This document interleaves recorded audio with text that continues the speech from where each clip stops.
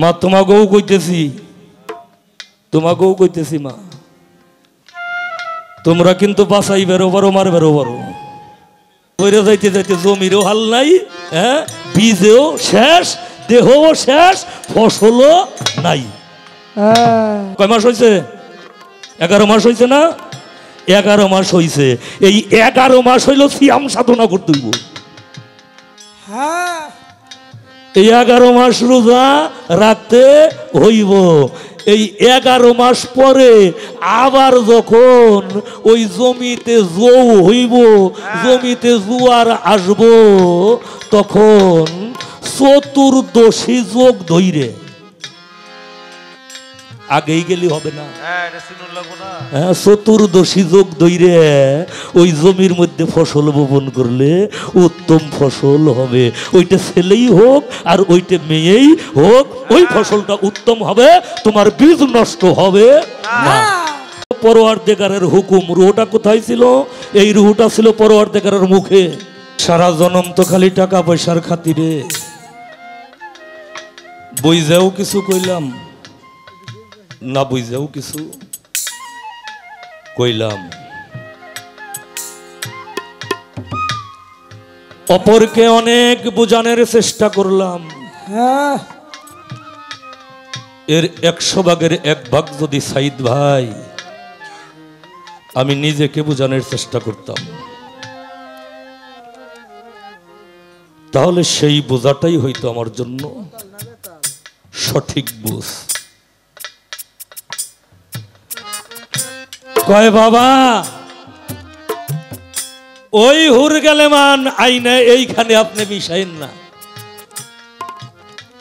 তাহলে কিন্তু মিশবে না। বাজান, আমি কোন হুরের কথা বলছি অন্তত পক্ষে তোমার একটু বোঝা উচিত। আমি মনে করি তুমি এই বিষয়টা বুঝো নাই, এই রকম না।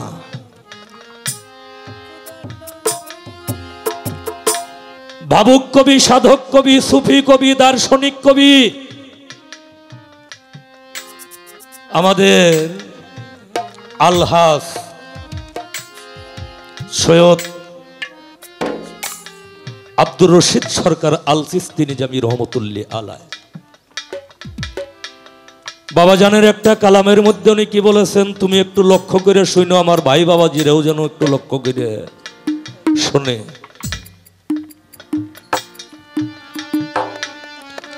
সাধকের মূর্তি ধরিয়া যখন রুহের সুরত প্রকাশ পায়, তারেই বলে জান্নাতের হুর, তারে সাধলেই পাওয়া যায়। নিজ দেহ যার আলোকিত হয়, হুর রূপে সে প্রকাশ পাইয়া ভক্তের মন যোগায়। তার ক্রিয়াকর্ম সবকিছুতেই রহিম রূপের প্রকাশ পায়। গুরুমূর্তি, গুরুর ওই ভাব আছে যার হৃদয়ে অঙ্কিত, সেই হইয়াছে মানুষ প্রধান, প্রায় নগদ বেহেশত। তার চোখে দেখছে রুহের ছবি, চোখে দেখছে রুহের ছবি, নফসতে লইছে আশ্রয়। তারই বলে জান্নাতের হুর, তারা সাধলে পাওয়া যায়। যেই সাধকের ক্রিয়াকর্মে নিগুড় ভাবের হয় উদয়, সাধক আব্দুর রশিদ সরকার লয়াছে তার চরণে আশ্রয়। সে হল মোর বৈরাবরী, আমার প্রাণতুল্য মৌলা বাবা। তারই বলে জান্নাতের হুর, সাধলে পাওয়া যায়। মিশবো না এমন কথা তো আমি জীবনে কই না রে বাবা, যেটা মিশবো না এই কথা তো আমি কই না। আর যেইটা জানি না ওইটাও আমি কই না। এবার আসলো আর এক কথা,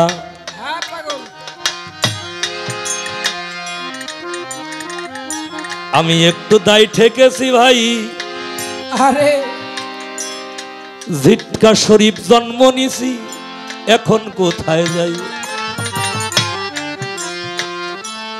ঝিটকা শরীফ জন্ম নিয়ে আরে একদিকে আমি করছি মহাভুল, যেমন করি নাই আমার গুরুর কর্ম, আমি হারাইছি দুই কুল।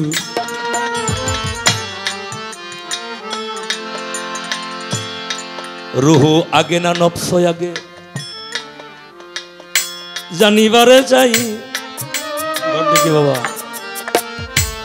ফতরত গৌহার শাহ আল সিস্তিনি জামি রহমতুল্লাহ আলাইহ ওনার একটা কালামের মধ্যে প্রকাশ করছে। তাই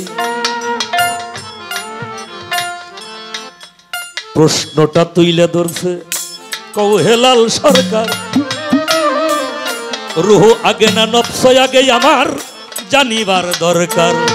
আমি ধীরে ধীরেই বলবো কথা, ধীরে ধীরে বলবো কথা, আমি ধীরে ধীরেই বলবো কথা, ধীরে ধীরে বলবো কথা। শুনবেন সকল জ্ঞানী শ্রোতা, ধীরে ধীরেই বলবো কথা।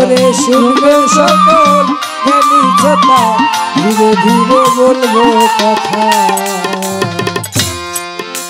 প্রশ্নটা উনি লিখছেন, জবাবটা উনি লিখছেন, এর জন্য বাইসে গেছি। প্রশ্নটা যেহেতু লেখে জবাবটাও লিখছে, এর কারণে আমি বাইসে গেছি। আরো বাসি হইল সংগ্রহ করা ছিল, তা না হইলে কিন্তু মরণ দশা। হ্যাঁ, গানটা আমি সুরে বলবো না, আমি গানটা তোমাকে বোঝাই। আগে রুহু নফসের খবর জানো ভাই, নফস আগে রুহু পরে বানাইলো মালিক সাই। একটু পেঁচ বাজে না, একটু বেজালের মতো লাগে না? রুহু হইল অবিনশ্বর, তাহলে নফসটাকে বানাইলো। কয় নফস বানায় তো অনেক ক্ষতি হইছে। হ, তোমার বুদ্ধিতে তো ক্ষতি হইবই, তোমার বুদ্ধিতে ক্ষতি হইব না?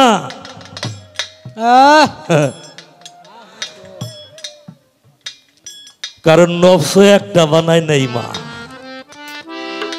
তোমার যে নফস ক্ষতি করে, এই নফসটার নাম হইল নফসে আম্মারা। এইটা হইল নফস আম্মারা, যার জাত হইল আতশ, যার মুয়াক্কেল হইল আজাজিল। আজাজিলের আর এক নাম কি? শয়তান না? শয়তান 9,80,000 বছর ইবাদত কইরে, তারপরেও তার মাথা নামে নাই, তার গাঁটটা নিচের দিকে নামে নাই। তো তুমি যদি এই নফসের বশীভূত হয়ে থাকো, তাহলে তোমার ক্ষতি অবধারিত। কিন্তু আর একটা নফস আছে, সেই নফসটার নাম হইল নফসে মুলহেমা। নফসে মুলহেমা, নফসে মুলহেমার তাবেদারি করো। তাবেদারি করলে তোমার সামনে আসবে নফসে লম্মা। নফসে লম্মার তাবেদারি করো। নফসে লম্মার তাবেদারি করলে তোমার সামনে আসবে নফস মুতমাইন্না। নফস মুতমাইন্নাকে আল্লাহ ডেকে ডেকে বলতেছে, হে প্রশান্ত নফস, হে প্রশান্ত নফস, তুমি মানবী জান্নাতে দাখিল হইয়া যাও। এই মানবী জান্নাতে যখন নফস মুতমাইন্না দাখিল হয়, তখন তার রুহের সুরত দর্শন হইয়া যায় তার কাছে। তখন চলে আসে নফস রহমানিয়া, নফসে রহমানিয়া, যিনি চিরঞ্জীবী, চির সত্য, যার কোনো লয় নাই, যার কোনো ক্ষয় নাই। তাই বানাইল নফস আগে রুহ পরে বানাইল মালেক সাই, নফস হইল ইনি।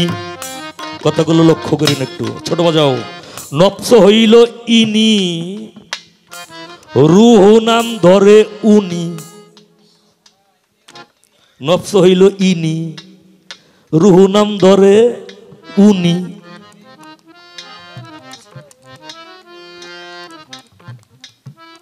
দান বপন করা হয়েছে মাঠে,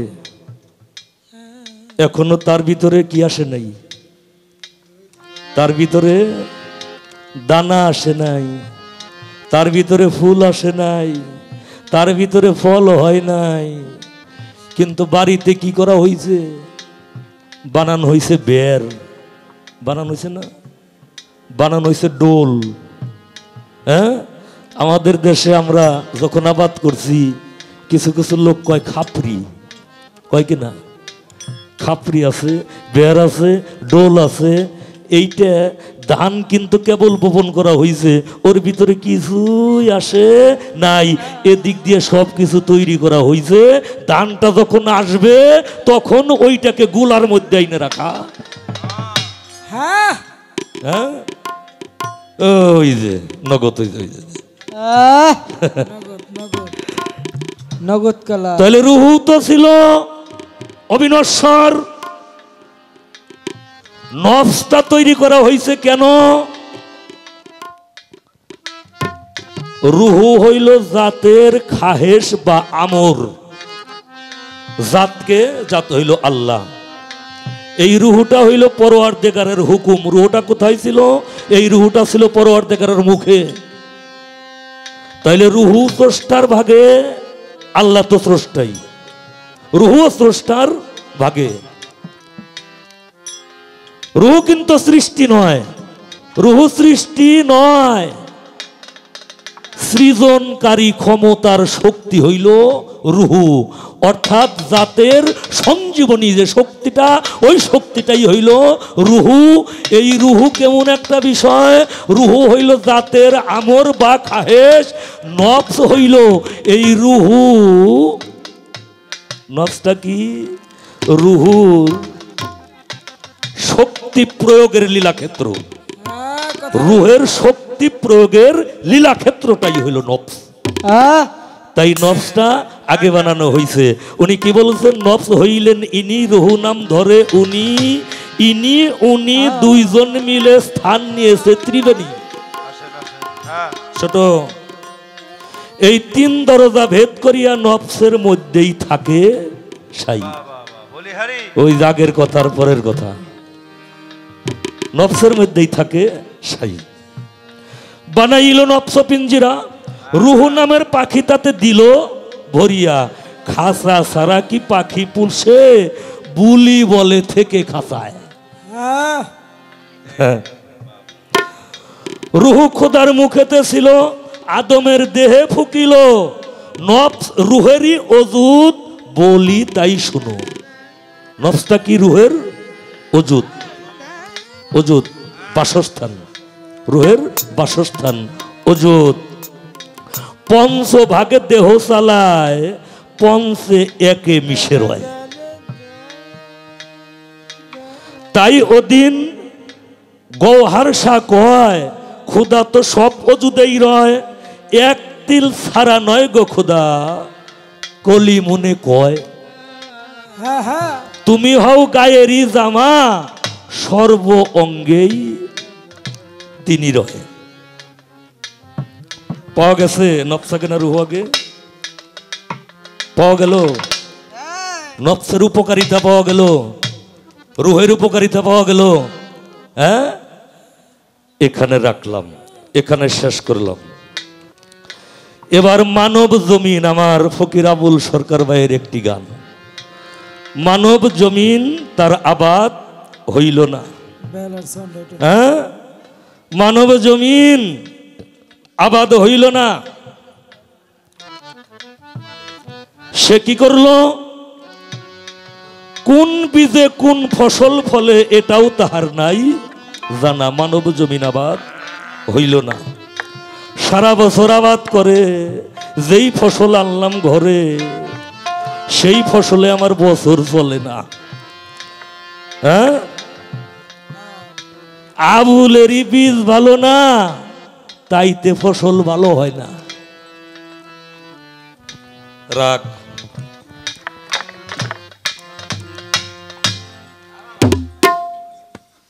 বাবা আবাজান সারা বছর যে বীজ বুনছাও তাতে কি ফসল হইছে? হ্যাঁ খুব হ্যাঁ, এই যে বছর যে চলবো, তোমার সারা বছর যে বীজ বুনছাও তাতে কি তোমার ফসল হইছে? তাতে কিন্তু ফসল হয় নাই। কেন হয় নাই ফসল? ওই যে বলছে সূরা বাকারার মধ্যে আল্লাহ বলছে, নারী হইল জমি স্বরূপ, পুরুষ হইল কৃষক স্বরূপ।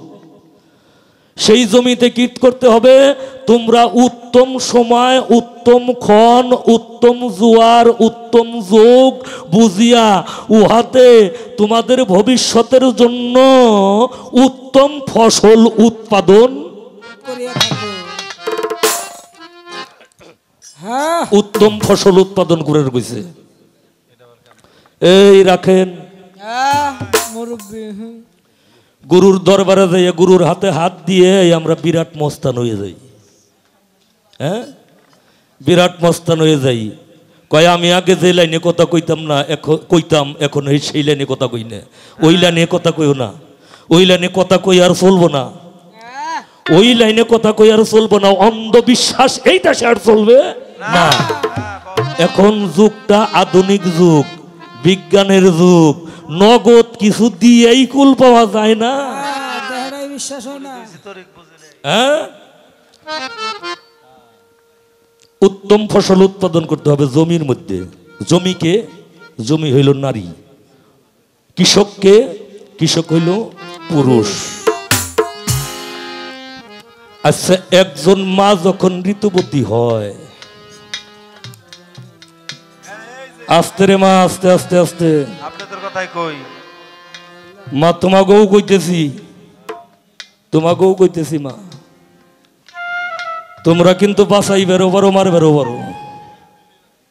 হ্যাঁ, বাড়ি এইটাই হোক, যে জায়গায় হোক, হ্যাঁ, বাড়ি যে জায়গায় হোক, আমি আমার বাপেরেও ছেড়ে দিন, আমার মায়েরও ছেড়ে দিন।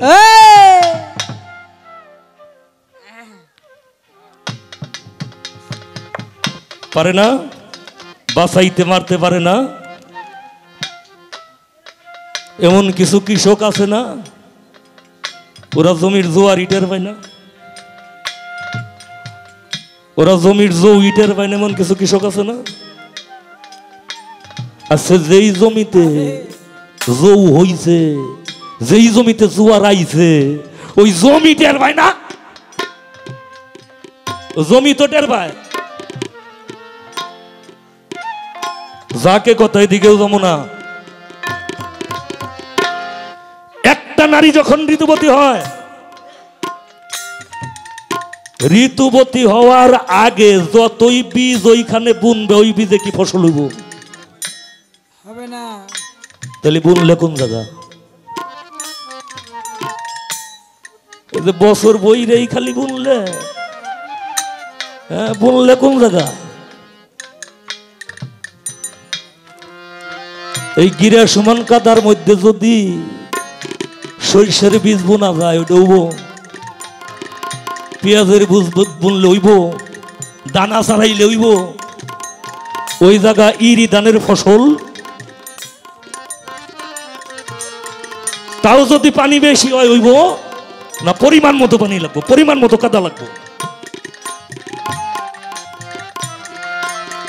ঋতুবতী হওয়ার পর ওইখানে যখন তুমি গমন করছাও, ফসল বপন করছাও,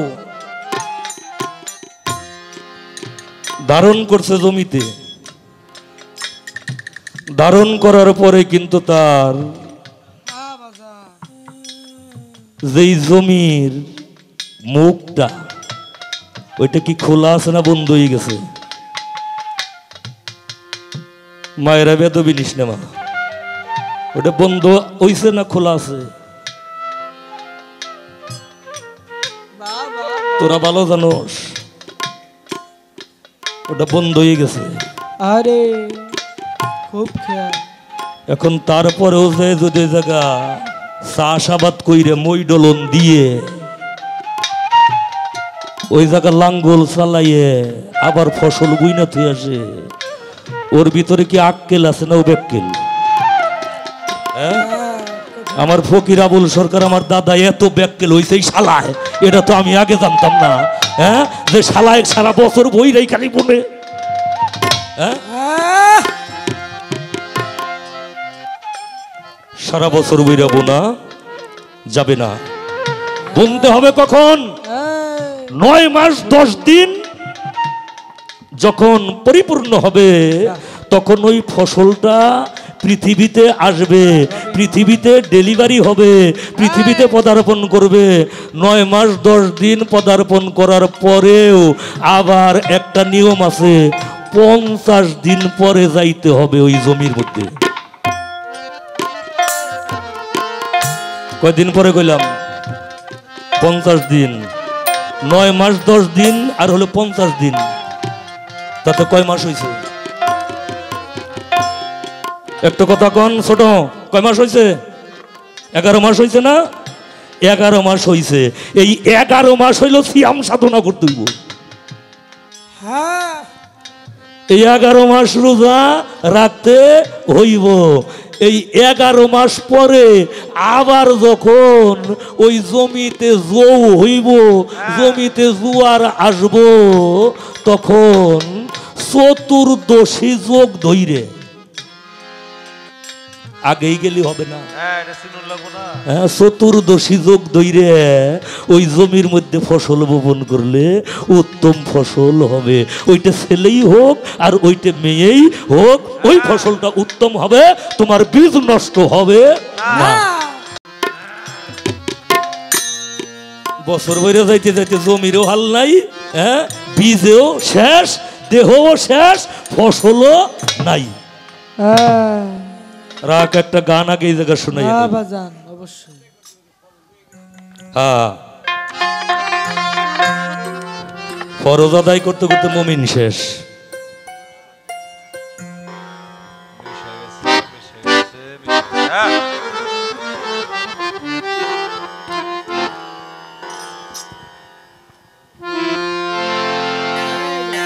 শেষকালে হবে দুর্দশা,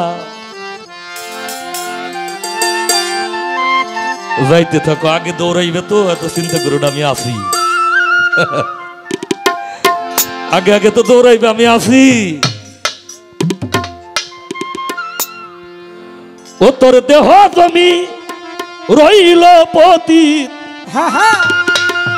ওরে এই দেহ জমি রইল পতিত, একবার সাজ দিলি না ও মন সাশা, শেষকালে হবে দুর্দশা। ও তোর শেষকালে হবে দুর্দশা, ওরে শেষকালে হবে দুর্দশা। ও তোর দেহ জমি রইল পতিত, দেহ জমি রইল পতিত, চাষ করলি না মন চাষ, শেষকালে হবে দুর্দশা, শেষকালে হবে দুর্দশা, শেষকালে হবে দুর্দশা। 6টি বলদ আছে ঘরে ঘরে,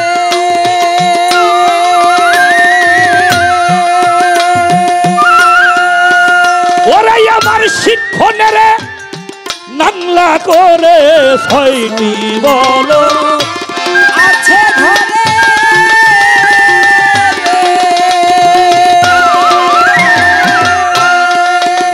আরে আমার শিক্ষণের নাংলা করে, ও তোর জংলা জমি থাকলে পরে, তোর জংলা জমি থাকলে পরে, ও তোর জংলা জমি থাকলে পরে হবে রে কালকে তোর বাসা, শেষকালে হবে দুর্দশা।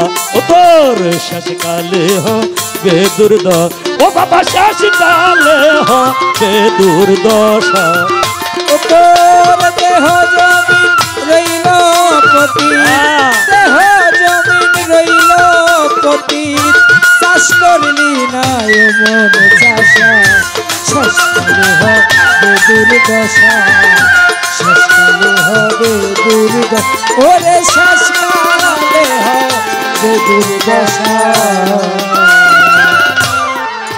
বলদ কয়টা? বলদ কয়টার কথা কইলাম? 6টি বলদ। বলদ কয়টা? 6টা বলদ। কাম, ক্রোধ, মোহ, লোভ, মদ, মাৎসর্য। হ্যাঁ হ্যাঁ কয়টা হয়েছে? 6টা বলদ। 6 বলদে কয় জোড়া হয়? 3 জোড়া না? আগে মানুষ হাল বাইতো না? 3 জোড়া, 4 জোড়া। বাড়িতে বাড়িতে হাইলেও থাকতো, 4টা 5টা করে হেলে থাকতো। হ্যাঁ ছোট রাখাল, বড় রাখাল, নয়া রাখাল, মাইজা রাখাল থাকতো না? এরকম থাকতো। হালও 4-5টা থাকতো। এই যে 6টা বলদ দিয়ে 3 জোড়া হাল বানাও, ওদের কান্দে জোয়াল দিয়ে দেও, দিয়ে এইগুলো রে নাংলা করে নেও, নাংলা করে নেও। নাংলা মানে কি? লাঙ্গল বাবার উপযোগী করে নেও। এই 10 কৃষককে বশ করে নে, চাষ দে জমি রসের গুণে। 10 কৃষককে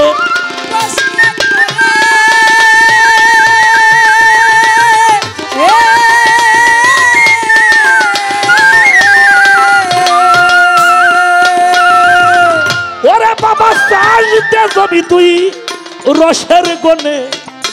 এই জমির জৌ হারাইলে আর পাবি নে। আরে জমির জৌ হারাইলে, জমির জৌ হারাইলে আর পাবি নে। জৌ হারাইলে আর পাবি নে, বিফল হবে তোর লাঙ্গল ফসা। শেষকালে হবে দুর্দশা, তোর শেষকালে হবে দুর্দশা। দেহ জমিন রইল পতিত, দেহ জমিন রইল পতিত, কেন চাষ করলি না এমন চাষা, শেষকালে হবে দুর্দশা, শেষকালে হবে দুর্দশা, শেষকালে হবে দুর্দশা। পাকা চাষি যারা ভাবে হবে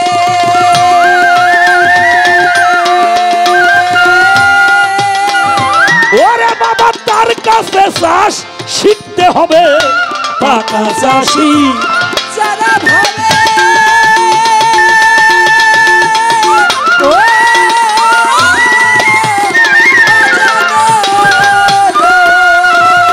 বাবারে তার কাছে চাষ শিখতে হবে। ওরে যার বীজে ফলন বাড়াবে, ওরে যার বীজে, আরে বাবা যার বীজে, আরে যার বীজে ফলন বাড়াবে, ও তুই তার কাছে কর যাওয়া আসা। শেষকালে হবে দুর্দশা, ও তোর শেষকালে হবে দুর্দশা। দেহ জমি রইল পতিত, দেহ জমি রইল পতিত, কেন চাষ করলি না এমন চাষা, শেষকালে হবে দুর্দশা, শেষকালে হবে দুর্দশা, শেষকালে হবে দুর্দশা। ওই গৌর কাজল বীজের গুড়া,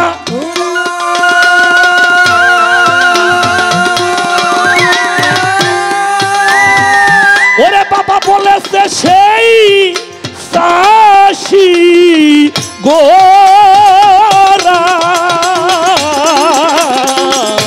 গৌর কাজল বীজের ঘোড়া গুড়া,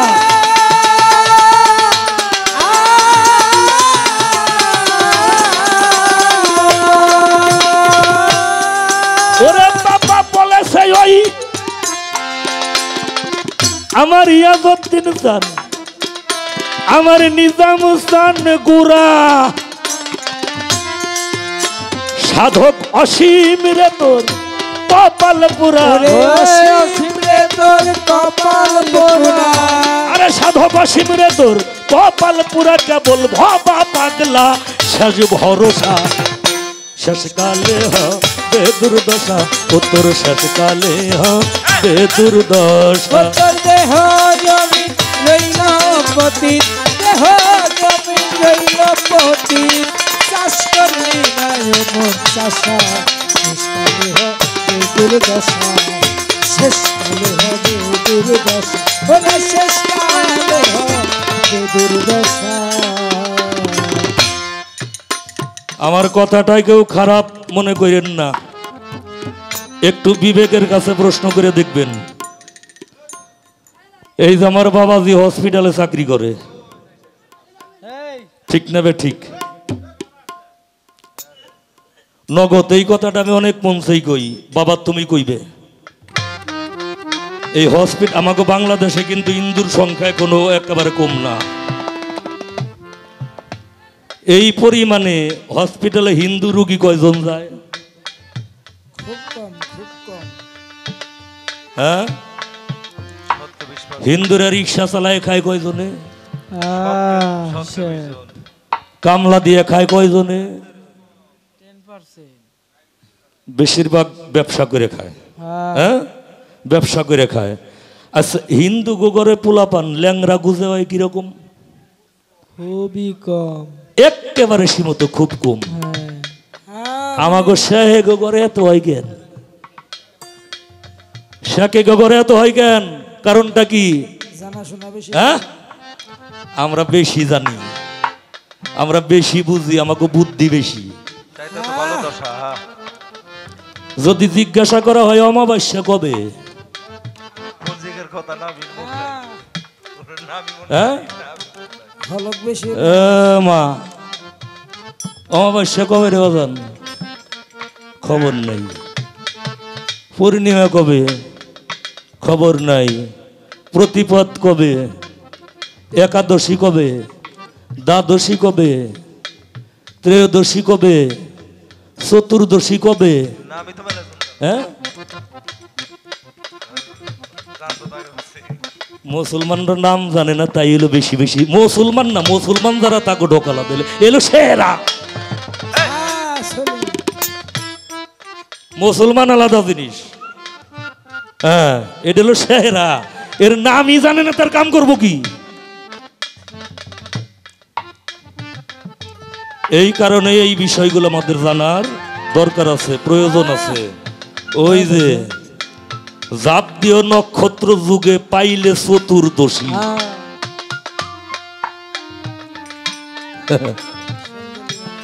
শ্বাস দিবি সেই রসের গুড়ায়, তোর মিশ্রি দানা উঠবে বাসি। শুন বলি মন গাছি, বার পরিষ্কার করগে এবার, আর যেন ঢুকে না মাসি।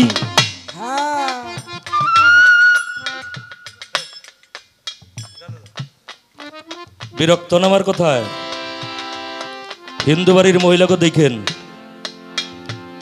রাত্রিতে স্বামী স্ত্রী যদি আলাদা করেও থাকে, ইশারায় বলতেছি, আলাদা করেও যদি থাকে, সকালবেলা উঠে আগে কাপড়টা পাল্টাইব, কাপড়টা পাল্টাইব। স্নান করা সম্ভব না হইলে একটু জলের ছিটে নিব, জলের ছিটে নিয়ে তারপরে তুলসী পূজা করব, তারপরে ঘরের সামনে একটু লেপবো, তুলসী গাছের গোড়ায় লেপবো। হ্যাঁ, তারপরে হাত পাও ভালো কইরে দৌত কইরে নিয়ে তারপরে যাইয়ে কি করব? ওই যে বান্ডের মধ্যে চাউল থুইছে, খুব ভক্তি সহকারে সেই বান্ডের ভিতর থেকে চাউল বাহির করব। হ্যাঁ, তোরা বিরক্ত হস নাকি? হ্যাঁ, এইগুলা করবি তোরা, গুরু ধরা মানুষ না? ইমরান ভাই, এইগুলা করতে হবে। আগে যদি আমার খাদ্য ঠিক না হয়, খাদ্য ঠিক না হইলে দেহের রক্ত ঠিক হইব না, দেহের রক্ত ঠিক না হইলে বীজকণিকা ঠিক হইব না, বীজকণিকা ঠিক না হইলে ওইটা দিয়ে যা দুনিয়ায় আনুমু ওটাও ভালো হইব না। হইব পবিত্র আগে হইতে হবে, কোথার থেকে? ঘর থেকে হইতে হবে। আরে আমারে যে খাইবার দেয় এর চাইতে কুত্তেরেও মানুষ ভালো করে খাইবার দেয়।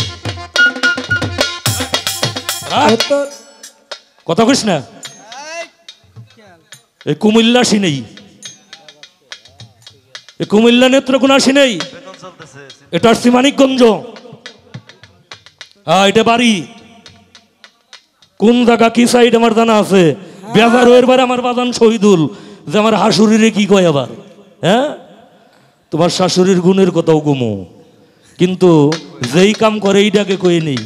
গানে যাবো পাথর কাটা কয়ে রাখছি, রওনা কিন্তু দিমু বেলা ওঠার সাথে সাথেই বাড়িতে গাড়ি দুটুম।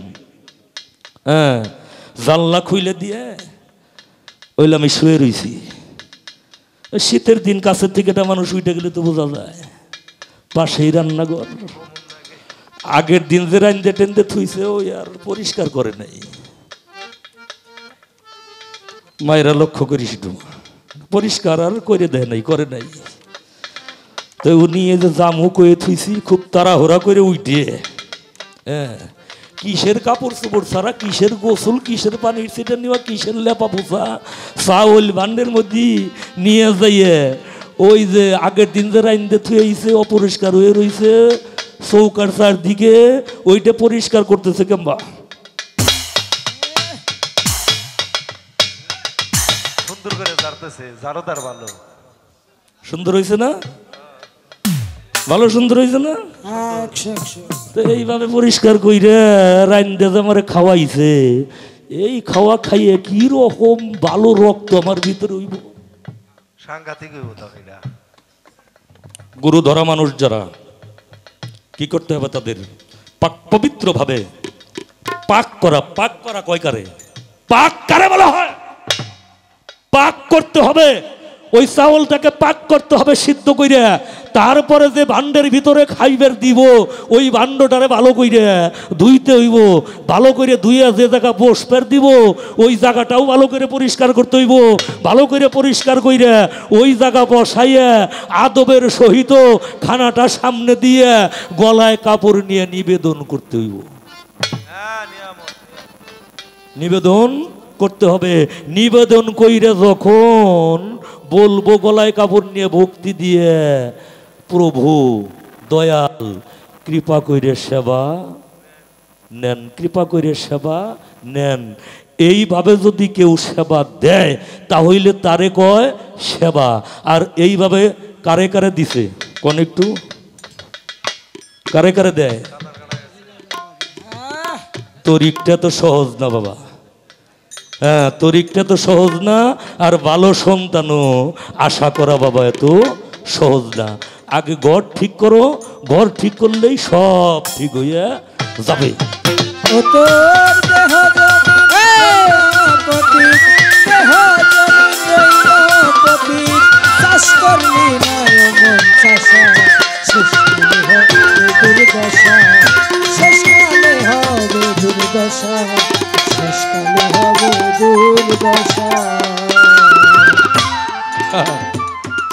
পাকা চাষি যারা যারা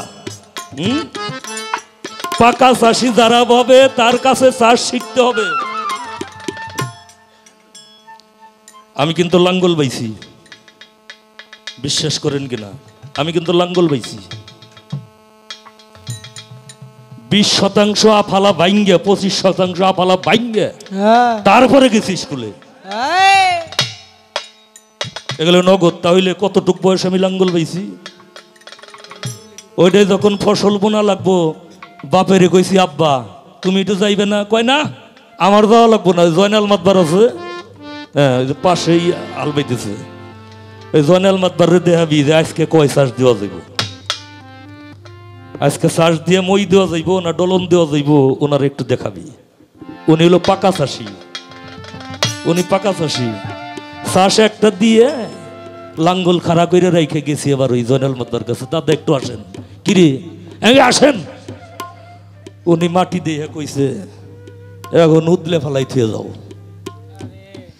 এখন উদলে ফেলাই থুয়ে যাও, আজকে মই ডলনের দরকার নাই, কালকে নাস্তার বেলার পরে আইসে এটা মই দিবে, তারপরে চাষারাটা দিবে। তাহলে পাকা চাষিকে, পাকা চাষি হইল আমার নিজামুদ্দিন চান, পাকা চাষি হইল আমার ইয়াজউদ্দিন চান, পাকা চাষি হইল জাহাঙ্গীর চান, পাকা চাষি হইল যার যার পীর মুর্শেদ গুরু গুসাই। এই পাকা চাষির কাছ থেকে চাষ শিখতে হইব।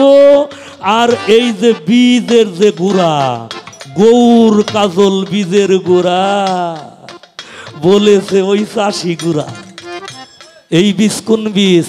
কাম বীজ কাম গায়ত্রী, যেই বীজ মন্ত্রটা গুরুর জিহ্বা দ্বারা ভক্তের এই পবিত্র কর্ণপ্রহরে, এই কর্ণজনিতে দান করছে। এই বীজ মন্ত্র যখন ভক্তের ভিতরে ধারণ করছে, কলবের মধ্যে ধারণ করছে, এইটা কলবের তলদেশে তাহিয়াতুম মাকলুম নামক মণি এবং মুক্তা হইয়া সুবীজ হইয়া গড়াগড়ি খাইতে আছে। এই বীজ যদি কেউ বপন করে তা হইলে ভালো ফসল। ও তোর দেহ জমিন রইলপতি, দেহ জমিন রইলপতি, চাষ করলি না মন চাষা, শেষকালে হবে দুর্দশা, শেষকালে হবে দুর্দশা, শেষকালে হবে দুর্দশা। আমাকে বাবাকে বৃদ্ধাশ্রমে দেয় কেন? দেয় দেয় কেন? ও তো মা।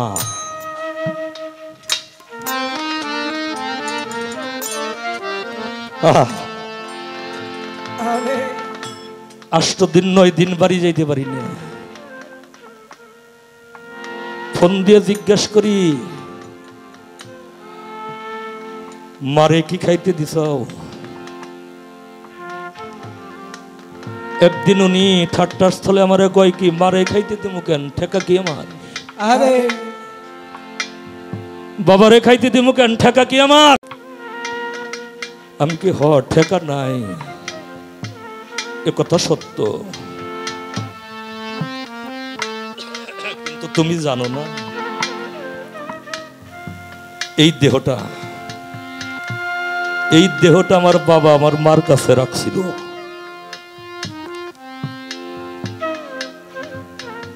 কার কাছে রাখছিল? মার কাছে রাখছিল আমার বাবা। বাবা হইল দাতা, মা হইল গ্রহিতা। মা ইচ্ছা করলে আমাকে নষ্ট করে দিতে পারতো না। আরে পারতো না দাদা,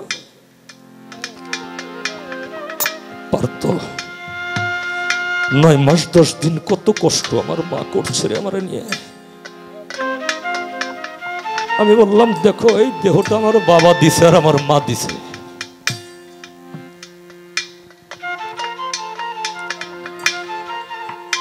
একটা সন্তান আমার ঝিটকা শরীফের হযরত খাজা শাহ সুফি গওহারুল মাল চিশতি নিজামী রহমাতুল্লাহ বলেছেন, কর্তব্য মানুষের কর্ম করো সমুদায়, ভেবে দেখো কর্ম তুমি করেছিলে কোথায়, কর্ম আগে না করিলে তার ফল কোথায় পেলে। কর্ম ভোগের জন্য এসেছো এবার, পেয়ে মানুষ আকার করো ব্যবহার, যাতে হইতে পারো পুনর্মানুষ আবার।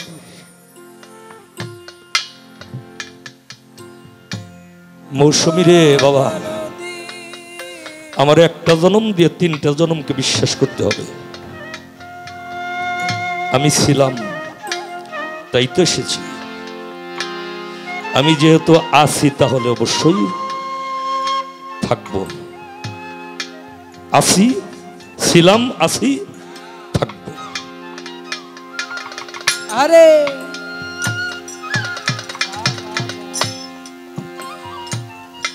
এখন তো বৃদ্ধাশ্রমে নিয়ে দেয়, আগে ফালাই দিত দ্বীপের মধ্যে নিয়ে। কোথায়? দ্বীপের মধ্যে।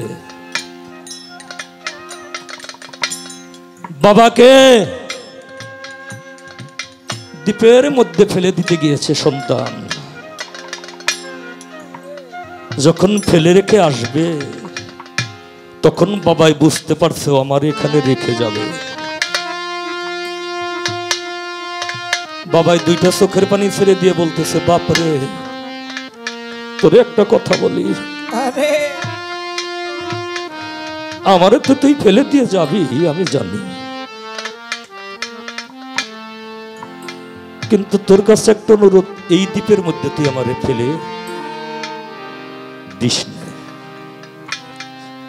ছেলে বলতেছে বাবা কেন? কয় দিস নাই কারণে এই দ্বীপটা আমার স্মরণীয়। কয় স্মরণীয় কেন বাবা? কয় বাবা রে, আমার বাবাও যখন আমার মতো অফল হয়ে গেছিল, আমি আমার বাবারে এই দ্বীপের মধ্যে ফেলে রেখেছিলাম, এই দ্বীপের মধ্যে ফেলে রেখে গিয়েছিলাম। তাই বাবা তোকে অনুরোধ করি, যে দ্বীপে আমি আমার বাবারে ফেলে রেখে গেছি, আরে বাদাম তুই এই দ্বীপে আমারে ফেলিস না, আরে তুই আমার অন্য একটা দ্বীপে ফেলে দে। ও বাবাকে জড়াইয়ে ধরে তখন ছেলে বলতেছে আব্বু, ও বাবা আমি ভুল করেছি, তুমি ভুল করেছো বলে আমি আর ভুল করতে চাই না। তুমি যেহেতু আমার দাদাকেই দ্বীপে ফেলেছিলে, তাই তো তোমাকেই দ্বীপে আমি ফেলতে এসেছি। আজ যদি তোমাকে আমি এখানে ফেলে রেখে যাই, তাহলে আমার সন্তান আমাকে ফেলে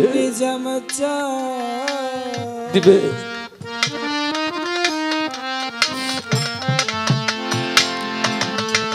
দয়াল রে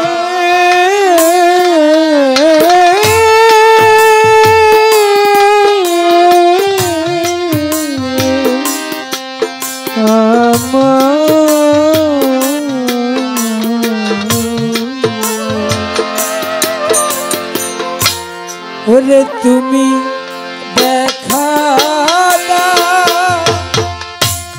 আউ না কথা কৌ না বাবায় ভাগি শোনে রে ওরে তুমি দেখা দাও না কথা কৌ না বাজানো ভাগি শোনে রে ওরে তুমি দেখা দাও আউ না কথা কৌ না বাবায় ভাগি শোনে রে আরে কোথায় রইলা রে নিজাম সালামা, আরে এই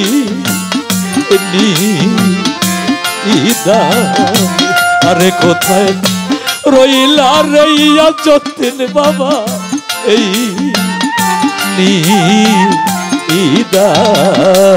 আরে বাবা দেখা দাও না কথা না বাজানো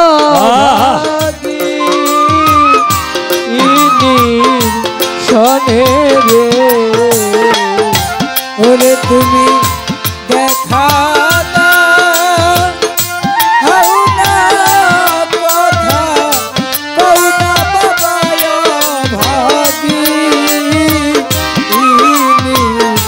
শোনে রে ওরে কোথায় রইলা রে নিজাম চান মন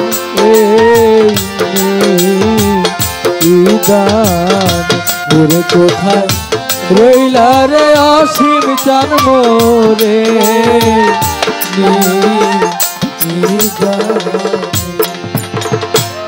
নগদ কথা বলি বাবা,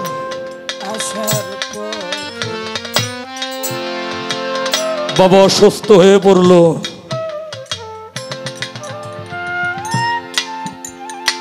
আমার মন বলছিল না বাবা আমার বেঁচে থাকবে, এমনই অসুস্থ এমনই পরিস্থিতি। মানিকগঞ্জ হসপিটালে ভর্তি করলাম, আমার এই ভাতিজা সাক্ষী আছে। ওরে বললাম কাকা রে, আমার বাবা তো চলতে পারে না, যদি একটা টলির ব্যবস্থা করে দিতে পারতি। ও অনেক চেষ্টা করে ও টলির ব্যবস্থা করতে পারলো না। যারা যারা এই রোগী নিয়ে গেছে তাদের ব্যক্তিগত টলি।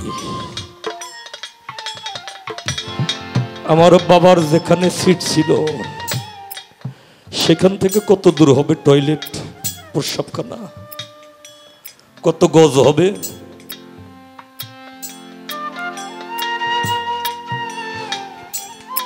সিটের মধ্যে যখন পায়খানা প্রস্রাব করছে, আমার যিনি ঘরণী দুইটা হাত দিয়ে পরিষ্কার করছে। আমি আমার বাবারে কাঁধে করে ওই টয়লেটে নিয়ে টয়লেট করাইছি। সময়তে বাবা আমার কইছে, বাজান রে আমার শরম করে।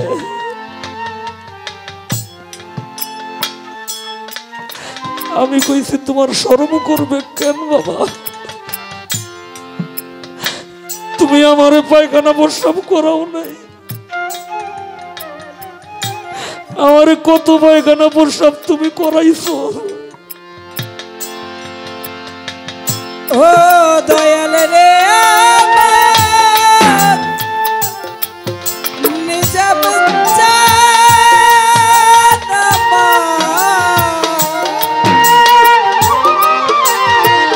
ও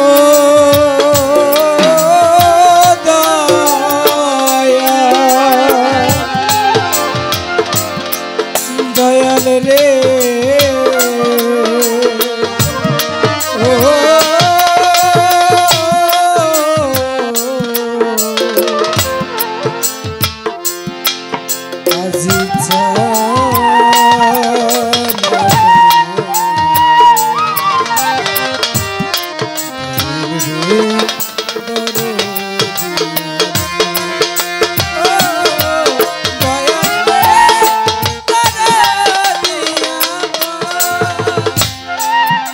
আমার হুজুরে পাক সাল্লাল্লাহু সাল্লাতু ওয়াসসালাম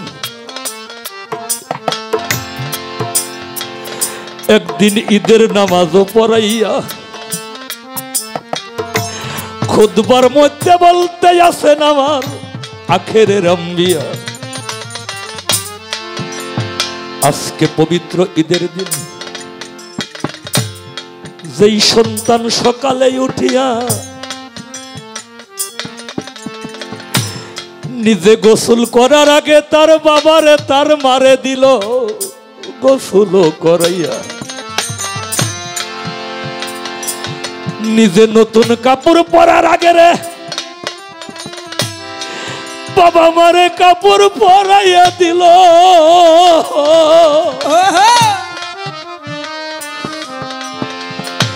ওরে নিজে সিন্নি খাওয়ার আগে বাবার মুখে মায়ের মুখে সিন্নি তুইলা দিল। আরে ওই সন্তানের ঈদ হইল এই জগতে থাকিয়া। সমস্ত মানুষ চলে গেল আমার হুজুরের খুতবাটা শুনিয়া। মাঠের এক কোণে একটা ছেলে বসে বসে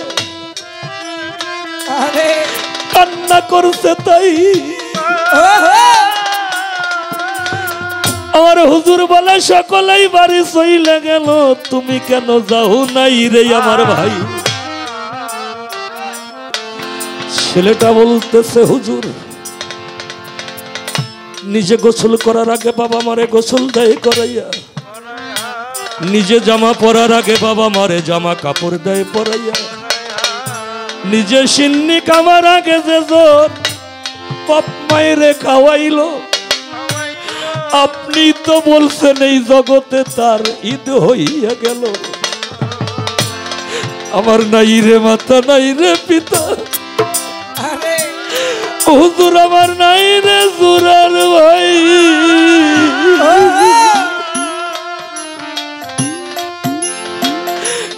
আমি হারাইয়া গেলে যে আমার তালাশ করব এমন বান্ধব নাই। আমার কি ঈদ হবে না? ও হুজুর আপনারে দেই কইয়া। এই কথা শুই নাই আমার দয়াল নবীজির নিভানো আগুনটা ভিতর থেকে উঠিল জ্বলিয়া। আমার হুজুর কয় তোমার বাবার কবরটা কোথায়, তোমার মায়ের কবরটা কোথায়, মনে আছে কিনা তাই? বলে কোথায় আমার বাবার কবর মায়ের কবর আমার জানা নাই। হুজুর কয় একটা ছড়ি হাতে নেও, মাটির মধ্যে বাবা মায়ের কবরটাই অঙ্কন করিয়া আরে ওইখানেতে সুমা খাও তুমি বাবা মায়ের কবরও ভাবিয়া। যেই সন্তানটা তার বাবার পায়ের মধ্যে সুমা খাইল, মায়ের পায়ের মধ্যে সুমা খাইল, তোমার জানাই সে যেন জান্নাতের চৌকাটের মধ্যে সুমা খাইল। ভাই ববে যারা হারাইছে সেই তোরে জানে, ওরে যার হারাইছে সেই তো জানে, ববে যারা হারাইছে সেই তোরে জানে, ওরে যার হারাইছে সেই তো জানে।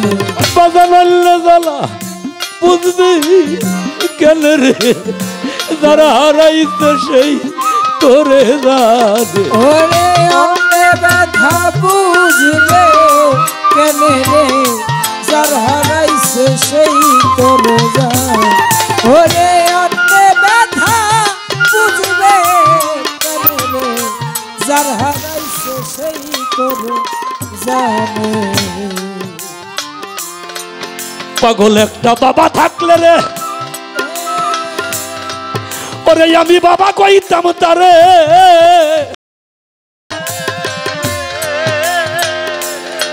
পাগল একজন মা থাকিলে আমি মা ডাকিতাম তারে। আরে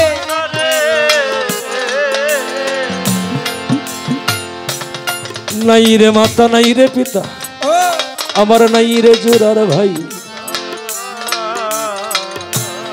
হারাইলেও তালাইছে নাই আমার, মরলেও কাদুইয়া নাই। গুরু জানে ভক্তের জ্বালারে, অন্য কি তাই জানে,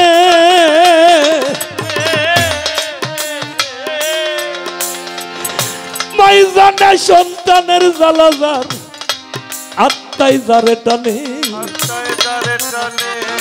গুরু হারা ভক্ত রে রে গুরু হারা ভক্ত আমার নিজাম সান হারা ভক্ত রে, আমার নিজাম সান হারা ভক্ত রে।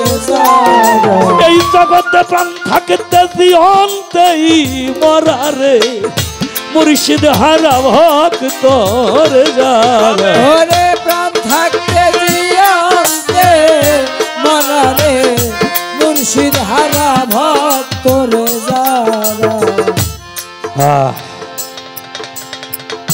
আমার হুজুর পাক সাল্লাল্লাহু আলাইহি ওয়াসাল্লাম মনের ব্যথা মনেতে লইয়া মা ফাতেমার ঘরে হুজুর গেলেন রে চলিয়া। যাইয়া দেখে মা ফাতেমা মৌলাই আলী পাশাপাশি দুইজন শুয়ে রয়, মাঝখান দিয়া শুয়ে পড়লেন আমার দিনের দয়াময়। আরে একটা হাত মৌলাই আলীর উপরে, একটা হাত মা ফাতেমার উপর দিয়া, দুইটা চোখের পানি আমার দয়ালের পড়তেছে গড়াইয়া। মা ফাতেমা ডেকে ডেকে কয় বাবা গো, আপনারে জানাই আজকে এই ঈদের দিনে আপনারে কি কেউ আঘাত করছে, একবার আমায় বলেন তাই। অভিশাপ করিয়া দিব এই দুনিয়ার পরে। আমার হুজুর কয় আমারে কেউ আঘাত করে নাই রে মা, আঘাতটা লাগছে মোর অন্তরে। আমার গর্ভে রেখে মরছে বাবারে, আমি তারে চোখে দেখি নাই। আমার 6 বছর বয়সের কালে আমার মায়ের হারাই। একটা সন্তান বাবার মাঝখানে শুইলে, মায়ের মাঝখানে শুইলে কত আনন্দ, কত শান্তি আমি জীবনে পাই নাই।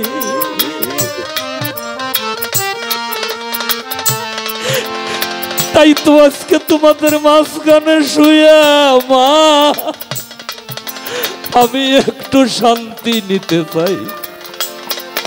ওরে ভাইজানে সন্তানের জ্বালা, আমার ভাইজানে সন্তানের জ্বালা। ওরে অনেক কি তাই বুঝবি তোরা রে, ভাইজানে সন্তানের জ্বালা। রে ভাইজানে সন্তানের জ্বালা।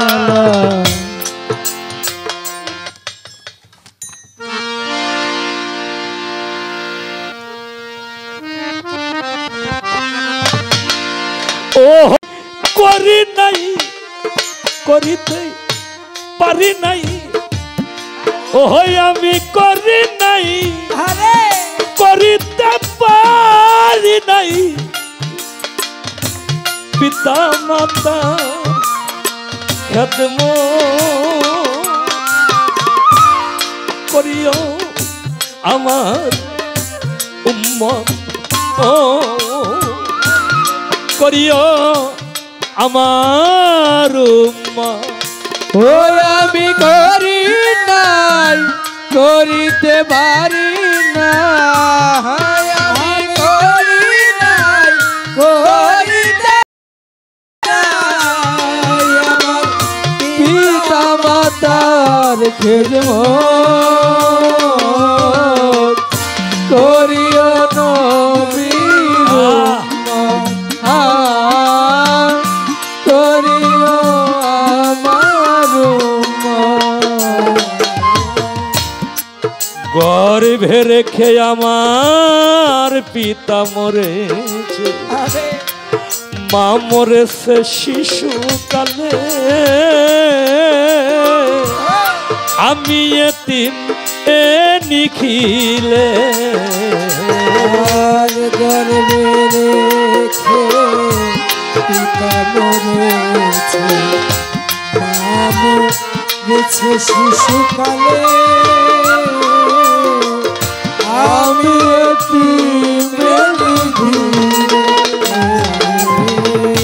গর্ভে রেখে আমার পিতা মরেছে, মা মরেছে শিশুকালে, আরে আমি এতিম এ নিখিলে।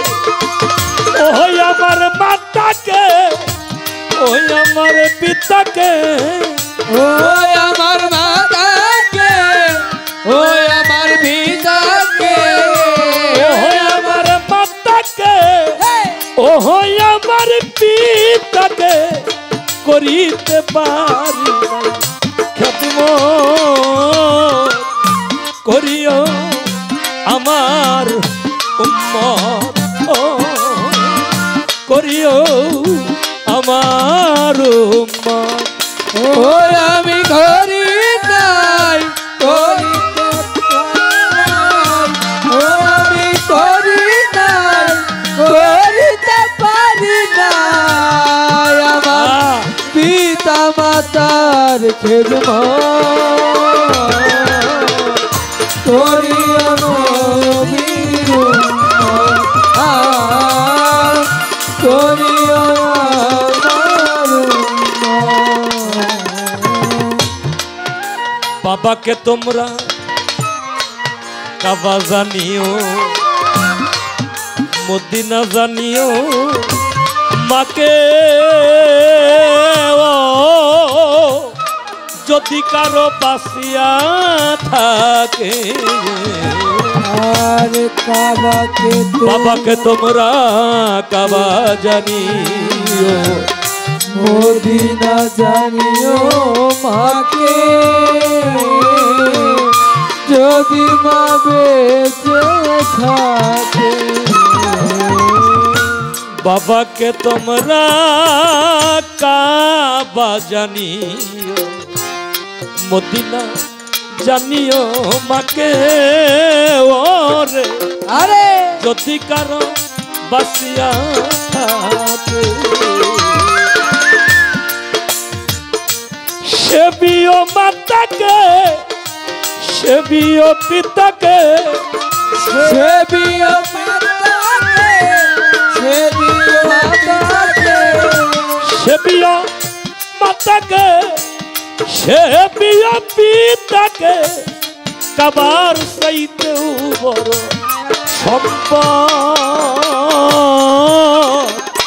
করিও আমার উম্মত করিও নবীজির উম্মত।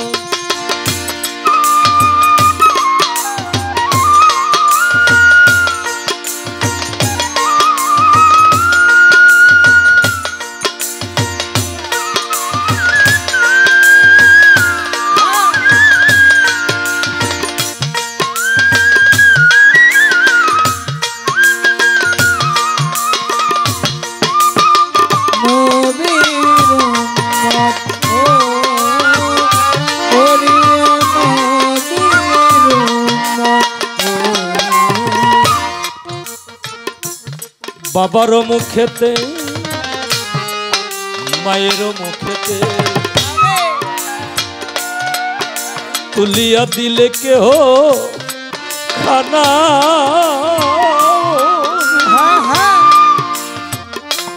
সেই খানা খায় রাপালা বাবার মুখেতে তুলিয়া দিল যে খানা সে খানা খাইল জানা বাবার মুখেতে মায়ের মুখেতে আরে তুলিয়া দিলে কেহ খানা ভাই রে তরিকার ভাই সেই খানা খায় রাব্বানা পয়সা আলম সরকার আছে সবার দরকার পয়সা আলম সরকার আছে সবার দরকার পয়সা আলম সরকার আছে সবার দরকার মাতা পিতার নেক বরকত করিও নবীজির উম্মত করিও আমার উম্মত ও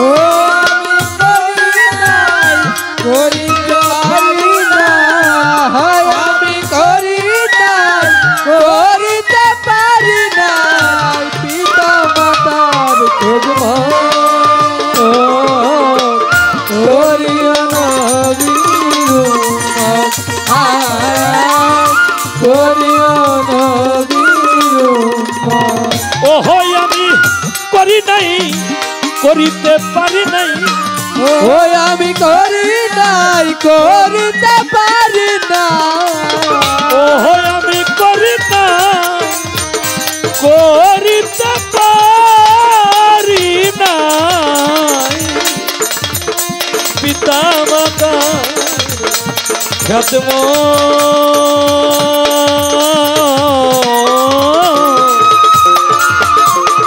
করিও আমার উম্মত ও করিও নবীজির উম্মত।